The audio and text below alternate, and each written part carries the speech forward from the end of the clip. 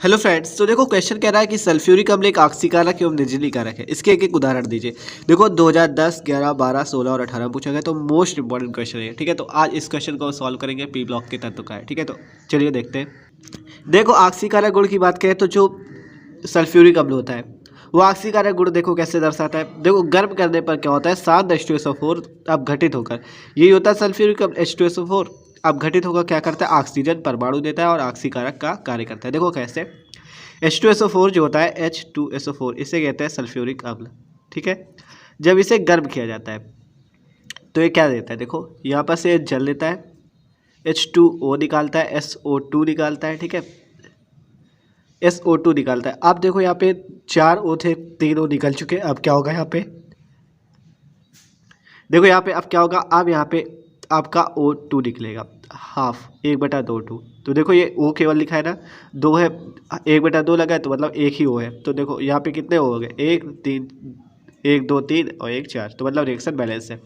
तो यही है कि ऑक्सीजन परमाणु देता है और ऑक्सीकारक गुण का कार्य करता है। देखो ऑक्सीकरण में क्या होता है कि देखो ऑक्सीकारक का क्या मतलब, देखो ऑक्सीकारक मतलब कि देखो जिसका अपचयन होता है, अपचयन होता है जिसका, उसे हम कहते हैं ऑक्सीकारक। ठीक है, जिसका अपचयन होता है वो ऑक्सीकारक कहलाता है, और जिसका ऑक्सीकरण होता है, ऑक्सीकरण होता है वो अपचायक कहलाता है। ठीक है, तो ये बात आप ध्यान रखो, ये तो आप 10th 11th सब में पढ़ के आओ। ठीक है, तो जिसका ऑक्सीकरण होता है वो अपचायक कहलाता है, अपचयन जिसका होता है वो ऑक्सीकारक कहलाता है। ठीक है, तो हमें ऑक्सीकारक के बारे में बताना है तो हमें क्या करना पड़ेगा, अपचयन। और अपचयन में क्या होता है कि ऑक्सीजन परमाणु जो होता है, मतलब ये क्या होता है, बाहर निकलता है, और ऑक्सीकरण में ऑक्सीजन परमाणु जुड़ता है। तो इसमें देखो ऑक्सीजन परमाणु क्या हो रहा है, बाहर निकल रहा है, इससे ऑक्सीजन परमाणु बाहर निकल रहा है, तो इसका क्या हो रहा है, अपचयन हो रहा है।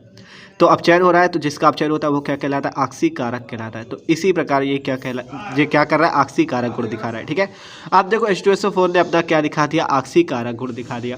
आप देखो ये क्या करता है, अगर HBr और हाइड्रोजन मतलब हाइड्रोजन ब्रोमाइड की क्रिया भी अगर इससे कराई जाए, HBr की क्रिया अगर H2SO4 से कराई जाए तब भी ये ऑक्सीकारक गुण दिखाएगा और ब्रोमीन बनाएगा। देखो क्योंकि इसे क्या करना है, देखो ब्रोमीन बनाएगा और फिर से ऑक्सीजन निकालेगा, सल्फर डाइऑक्साइड निकाल देगा और क्या, जल निकालेगा। ठीक है, तो 2 जल के अणु बाहर निकलेंगे। देखो क्या हुआ, यहाँ पे कोई दिक्कत नहीं, यहाँ पे हमने 2 का गुणा कर दिया क्योंकि Br2 निकाला है, ब्रोमीन गैस निकाले। ठीक है, तो 2HBr लिया, H2SO4 से क्रिया की, Br2 निकल गया, SO2 निकल गया और 2 जल के अणु निकल गए। ठीक है, तो क्या हुआ इसमें, देखो इसमें भी ब्रोमीन बना दिया और ऑक्सीकारक का गुण दर्शाया। ठीक है, आप देखो अगर कार्बन होता, कार्बन की क्रिया H2SO4 से की जाती तो क्या बनता, तब भी देखो, तब यहाँ पे क्या बनता है, यहाँ पे CO2 कार्बन डाइऑक्साइड गैस बनती और 2 सल्फर डाइऑक्साइड निकलते और यहाँ पे क्या, 2 जल के अणु निकल जाते हैं। देखो ये भी गैस है और ये भी गैस है, इसमें भी क्या दर्शाया, इससे ऑक्सीकारक का गुण।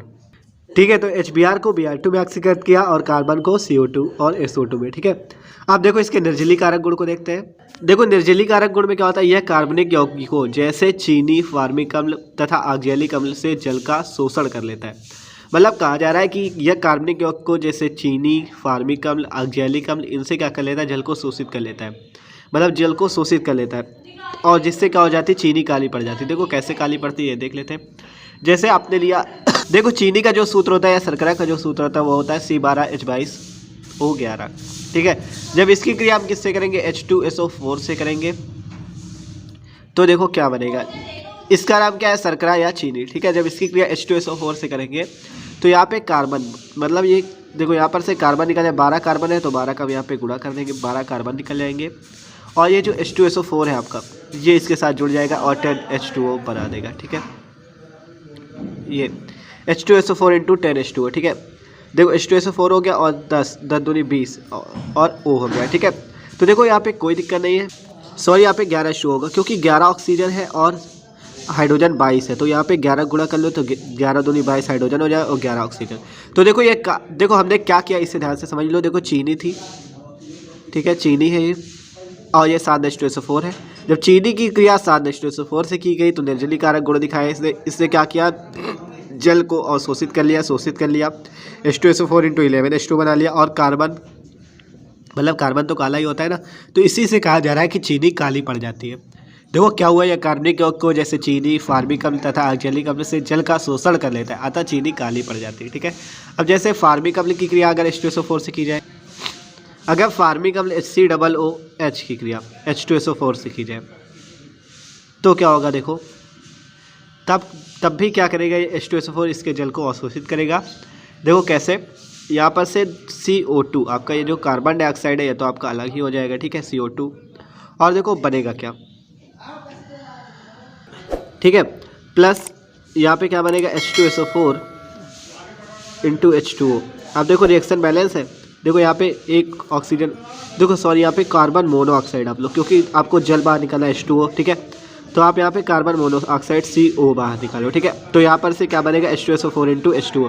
तो ये इसमें क्या कर रहा है, निर्जलीकारक गुण दिखा रहा है, जल को अवशोषित कर रहा है, ठीक है। तो यही था कि इसके H2SO4 के ऑक्सीकारक एवं निर्जलीकारक गुण दिखाओ आप। तो आपने निर्जलीकारक गुण दिखा दिए, यह कार्बनिक यौगिक को जैसे चीनी, फार्मिक अम्ल तथा एक्जेलिक अम्ल से जल का शोषण कर लेता है, अतः चीनी काली पड़ जाती है। देखो चीनी को हमने काली कर दिया, यहाँ पर से चीनी ली, H2SO4 से क्रिया की, कार्बन ब्लैक बना, H2SO4 इंटू 11H2 बन गया, ठीक है।